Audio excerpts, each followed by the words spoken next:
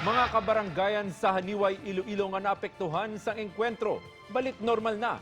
Samtang barangay Kagawad nga unang ginpahayag hostage ang rebelde nga grupo. Ginaimbestigaran nga pasakaan sang kaso sa militar tungod sa ginapasuni pagbulig sa New People's Army. Surod Jimar Sukal dito nakatutok.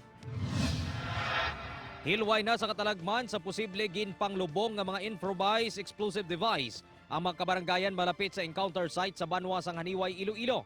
Matandaan niya Domingo sang hapon sa nagluntad ang engkwentro sa barangay Agkarupe, Janiuay, Iloilo sa tunga sa mga militar kaginapatihan rebelde nga grupo nga nangin rason sang pagkanselar sang klase. Yung lugar naman ay na-declare natin as safe.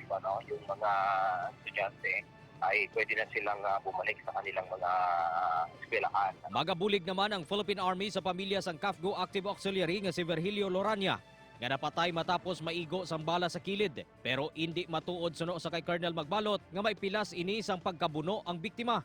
Yung sinasabing stab wound actually ay yun yung exit point nung tama ng bala. Gintagaan man si Lorania sang pasidungog sang Philippine Army tungod sang iya ginhibo nga sakripisyo sa pagpakig-away kontra sa mga rebelde nga grupo. Ginpahayag man ni Colonel Magbalot nga apisar tuman kalapit sang distansya sang duha ka grupo, wala maglawig ang pagbayloanay sang lupok. Tungod niya ginkonsiderar man sang militar ang mga residente nga posible masalabat sang bala.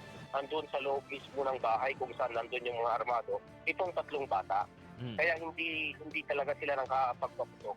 Ginatun-an naman ang pagpasaka sang reklamo batok kay Barangay Kagawad Romulo Lintiha sang Barangay Agkarupe Janiuay nga una nga ginpahayag nga gin-hostage sang rebelde nga grupo.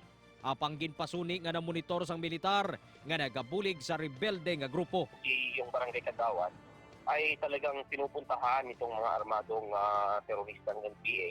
Doon natutulog sa bahay niya, doon kumakain at some sort of support ay nakakapagbigay itong si Kagawad. Rodgemar Sukal dito para sa One Western Visayas.